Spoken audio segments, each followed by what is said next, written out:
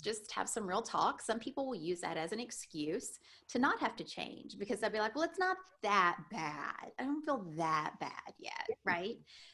But what I want to be really clear about is whether you've hit rock bottom or you're still waiting or you're using it as an excuse, it's a choice.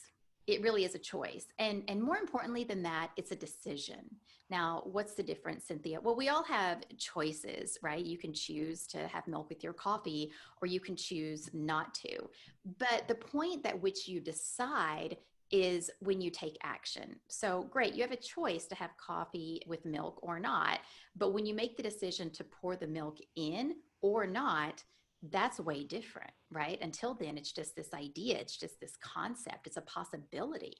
And so it's important to remember that the root of decide, the Latin word, really means to cut off. So when I say decide, I mean it, right? Like I think you need to live your life like you mean it. And too many of us are like, yes, I mean it, I don't want it that bad.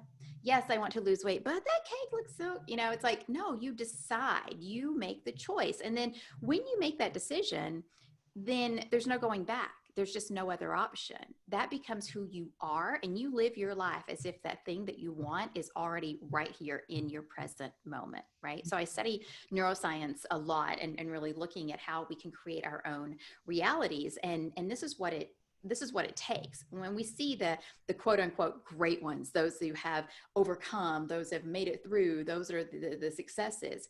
It's just because they didn't give themselves another option. So I was at this dinner one time, and I was speaking with this actress, A-list actress, super well known, and I was so intimidated and was like, why am I even here? But I got the courage, like they're just going to find out I'm not supposed to be on the guest list and toss me out, right? But I got up the courage to say to her, like, you came from this humble beginnings, you made it, look how, like, I'm fascinated by stories, right? So I wanted to know her story.